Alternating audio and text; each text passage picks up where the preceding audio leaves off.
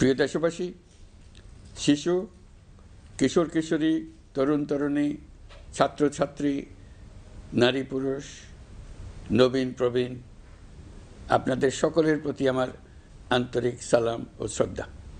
আসসালামু আলাইকুম। মহান বিজয় দিবস উপলক্ষে দেশে ও বিশ্বজুড়ে বসবাসরত সকল বাংলাদেশিকে জানাই বিজয়ের উষ্ণ শুভেচ্ছা। আজ বাংলাদেশের ইতিহাসের এক অবিস্মরণীয় গৌরবময় দিন। 1971 সালে 9 মাসের রক্তক্ষয়ী মুক্তিযুদ্ধ শেষে এই দিনে আমরা পাই কাঙ্ক্ষিত বিজয়ের স্বাদ। অনেক ত্যাগ তিতিক্ষা আর লাখো শহীদের রক্তের বিনিময়ে পাই একটি স্বাধীন দেশ ও লাল সবুজের পতাকা। গভীর শ্রদ্ধার সঙ্গে স্মরণ করছি মহান মুক্তিযুদ্ধ সহ স্বাধীনতার জন্য যুগ যুগ ধরে লড়াই সংগ্রামে যারা আত্মত্যাগ করেছেন সেই সব বীর যোদ্ধা ও শহীদদের। তাদের এই অবদান আমাদের অন্যায় অত্যাচারের বিরুদ্ধে রুখে দাঁড়ানোর প্রেরণা ও সাহস যোগায়। সকল সংকট সংগ্রামে দেখায় মুক্তির পথ। মুক্তিযুদ্ধে বিজয়ের মধ্য দিয়ে স্বাধীনতার যে নতুন সূর্য উদিত হয়েছিল, বিগত বছরগুলোতে তা স্বৈরাচার ও ফেসিবাদে ম্লান হয়েছে। জুলাই গণ অভ্যুত্থানের মধ্য দিয়ে আমরা আবারও একটি বৈষম্যহীন, দুর্নীতিমুক্ত, স্বাধীন ও সার্বভৌম গণতান্ত্রিক রাষ্ট্র ব্যবস্থা প্রতিষ্ঠার সুযোগ পেয়েছি। অন্তর্বর্তীকালীন সরকার একটি উন্নত ও সুশাসিত বাংলাদেশের শক্তিশালী ভিত গড়ে তুলতে যে বিস্তৃত সংস্কার কর্মসূচি গ্রহণ করেছে, দেশের আপামর জনগণের সম্মিলিত অংশগ্রহণের মধ্য দিয়ে আজ আমরা তার সফল পরিসমাপ্তির পথে এগিয়ে যাচ্ছি। প্রিয় দেশবাসী, আপনাদের সামনে আজ উপস্থিত হয়েছি অত্যন্ত ব্যথিত হৃদয়ে।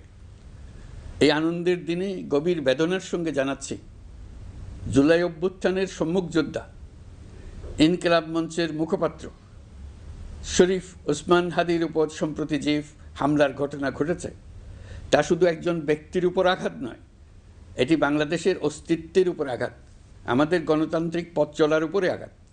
শরীফ ওসমান হাদি বর্তমানে সংকটাপন্ন অবস্থায় চিকিৎসাধীন। তার চিকিৎসা ও নিরাপত্তা নিশ্চিত করতে সরকার প্রয়োজনীয় সব ব্যবস্থা গ্রহণ করেছে। ইতিমধ্যে উন্নত চিকিৎসার জন্য তাকে সিঙ্গাপুরে পাঠানো হয়েছে। আপনারা তার জন্য মহান আল্লাহ তাআলার কাছে অন্তরের অন্তঃস্থল থেকে দোয়া করুন। সরকার এই ঘটনাকে অত্যন্ত গুরুত্বের সঙ্গে দেখছে। ঘটনার সঙ্গে জড়িতদের প্রাথমিকভাবে চিহ্নিত করা গেছে। আমি দেশবাসীকে আশ্বস্ত করতে চাই, যারা এই ষড়যন্ত্রে জড়িত তারা যেখানেই থাকুক না কেন, তাদের কাউকে ছাড় দেওয়া হবে না। আমি পরিষ্কারভাবে বলতে চাই, পরাজিত শক্তি ফ্যাসিস্ট টেররিস্টদের এই অপচেষ্টা সম্পূর্ণভাবে ব্যর্থ করে দেওয়া হবে। ভয় দেখিয়ে, সন্ত্রাস ঘটিয়ে বা রক্ত ঝরিয়ে এদেশের গণতান্ত্রিক অগ্রযাত্রা কেউ থামাতে পারবে না। আপনাদের প্রতি আহ্বান জানাই, সংযম বজায় রাখুন, অপপ্রচার বা গুজবে কান দেবেন না।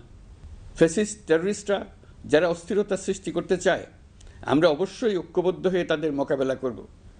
তাদের ফাঁদে পা দেব না। পরাজিত ফ্যাসিস্ট শক্তি এদেশের পবিত্র মাটিতে আর কোনো দিন ফিরে আসবে না। প্রিয় দেশবাসী, আমাদের তরুণদের রক্ষা করুন, তাহলেই আমরা সবাই এবং আমাদের প্রিয় মাতৃভূমি রক্ষা পাবে। যারা দেশ ছেড়ে পালিয়ে গেছে তারা বুঝে গেছে তরুণ যোদ্ধারা তাদের পুনরুত্থানের পক্ষে ভীষণ রকম বাধা। এই অস্ত্রহীন, ভীতিহীন, ব্যক্তিগত স্বার্থ সম্বন্ধে সম্পূর্ণ উদাসীন দৈনন্দিন এই চেহারার ছেলে মেয়েদের নিয়ে তাদের সাংঘাতিক ভীতি।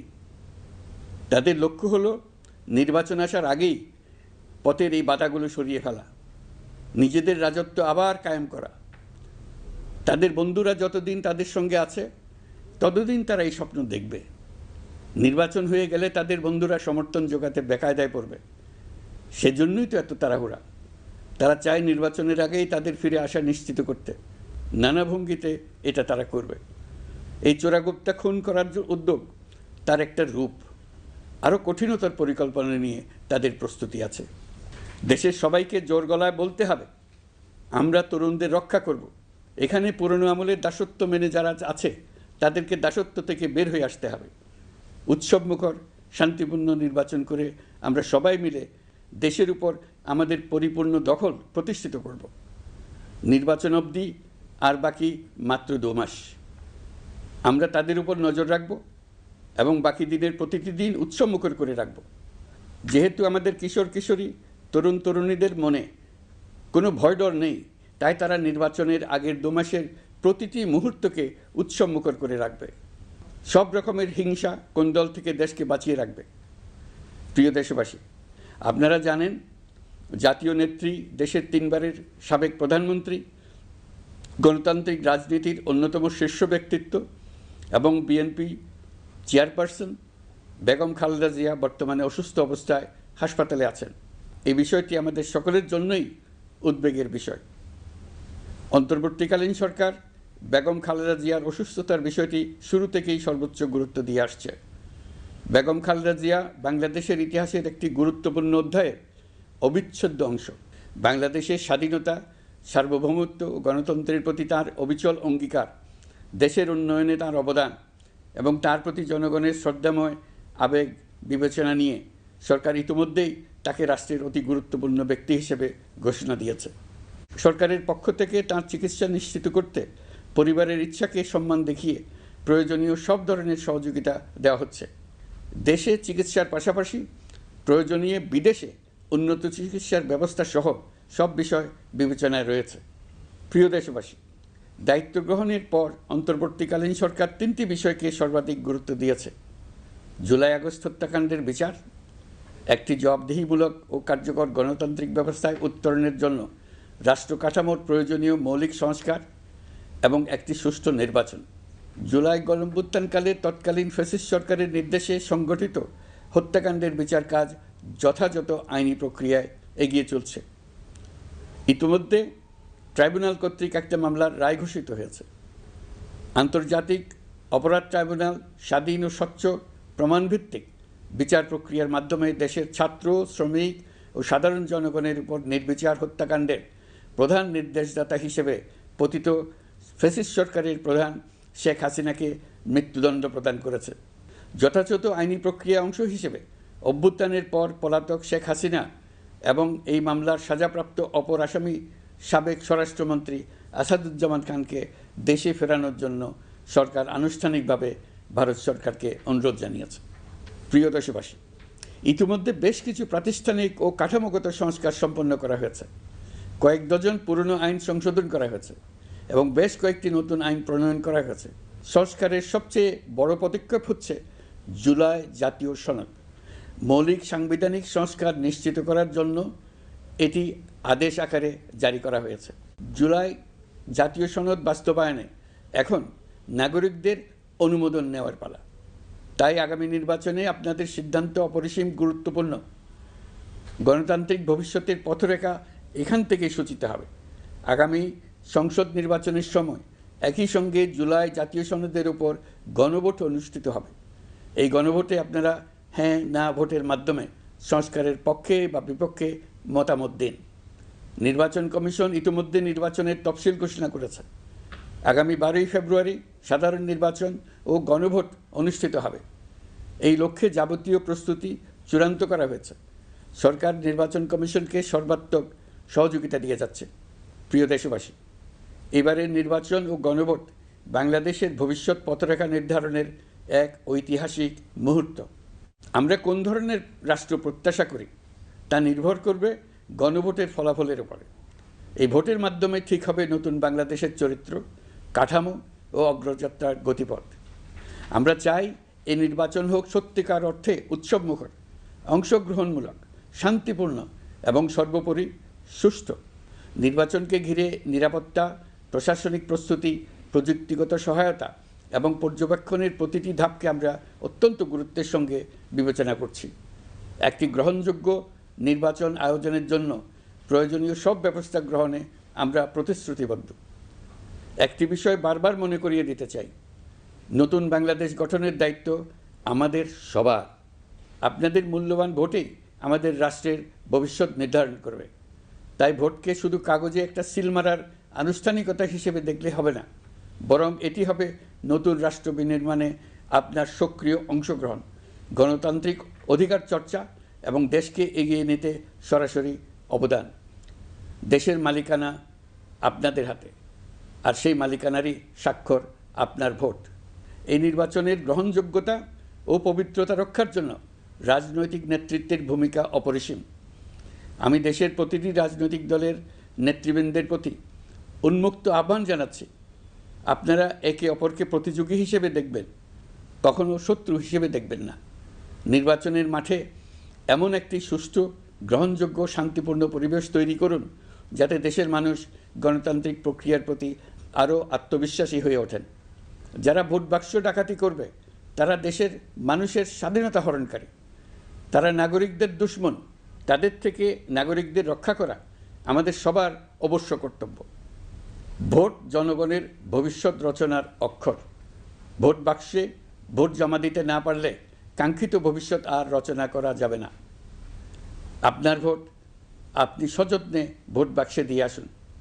কেউ বাধা সৃষ্টি করলে তাকে সুশৃঙ্খলভাবে প্রতিহত করুন। আইনশৃঙ্খলা বাহিনীর সহযোগিতা নিন। ভোটের উপর নির্ভর করছে আপনার আমার সবার ভবিষ্যৎ, আপনার আমার সন্তানের ভবিষ্যৎ। যোগ্য লোককে ভোট দেন, জাতির ভবিষ্যৎ নিশ্চিত করুন। মনে রাখবেন, ভোট রক্ষা করা দেশ রক্ষা করার সমান দায়িত্ব। ভোট রক্ষা করুন, দেশকে রক্ষা করুন। ভোট দেশকে এগিয়ে নিয়ে যাওয়ার গাড়ির চাকা। এই চাকা কাউকে চুরি করতে দেবেন না।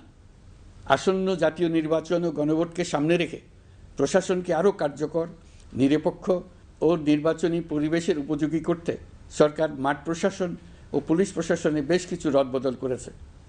এই পরিবর্তনগুলো কারো প্রতি অনুরাগ বা বিরাগ প্রসূত নয়। এগুলো করা হয়েছে দক্ষতা, যোগ্যতা এবং পেশাগত সক্ষমতার ভিত্তিতে। আমাদের লক্ষ্য একটাই, দেশের প্রতিটি ভোটার যেন ভোট দিতে পারেন নিরাপদ পরিবেশে, ভয়মুক্ত মনে এবং সর্বোচ্চ স্বাধীনতায়। নির্বাচন কমিশন যদি মনে করে আরও কোনো পদক্ষেপ প্রয়োজন, তা কমিশন অবশ্যই গ্রহণ করবে। প্রিয় দেশবাসী, জুলাই সনদ জাতির ভবিষ্যৎ পথযাত্রার একটি ঐতিহাসিক দলিল।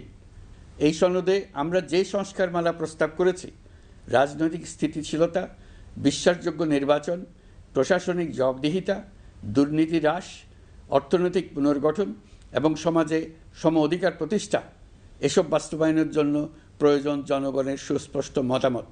কারণ একটি জাতীয় রূপান্তর কখনই একক নেতৃত্ব বা একটি প্রশাসনের মাধ্যমে টেকসই হয় না। জনগণকেই চূড়ান্ত সম্মতি দিতে হয়। এই কারণেই আমরা গণভোটের আয়োজন করেছি, যাতে দেশের ভবিষ্যৎ সংস্কার দিশা নির্ধারণে জনগণ সরাসরি সিদ্ধান্ত দিতে পারেন। এই গণভোট হবে বাংলাদেশের ইতিহাসে নতুন মাইলফলক।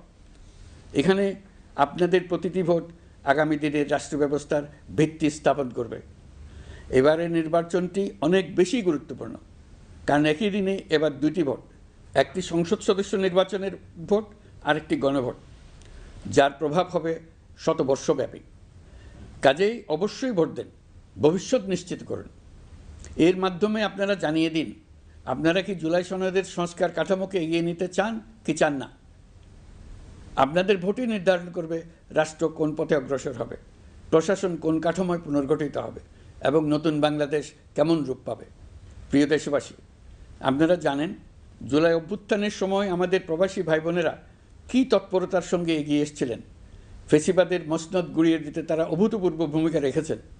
প্রবাসীদের এই ভূমিকা শুধু জুলাইয়েই নয়, আমরা দেখেছি 1971 সালের মহান স্বাধীনতা সংগ্রামের সময়ও। কিন্তু পরিতাপের বিষয় হচ্ছে, আমাদের এই প্রবাসী ভাই বোনেরা কখনোই ভোটাধিকার পাননি। অন্তর্বর্তীকালীন সরকারের সক্রিয় উদ্যোগের ফলে প্রথমবারের মতো লাখ লাখ প্রবাসী এবার পোস্টাল ব্যালটের মাধ্যমে ভোট দিতে যাচ্ছেন। এর ফলে প্রবাসীরা অত্যন্ত আনন্দিত, আমরাও আনন্দিত। একই সঙ্গে অনেক প্রবাসী নানা জটিলতায় উদ্যোগে সামিল হতে না পেরে ব্যথিত। আপনাদের আবেগের প্রতি আমরা শ্রদ্ধা রেখে বলছি, এবারের যে ধারা শুরু হলো তা ভবিষ্যতে থামবে না। আগামীতে আপনারা সবাই এই প্রক্রিয়ায় সামিল হতে পারবেন।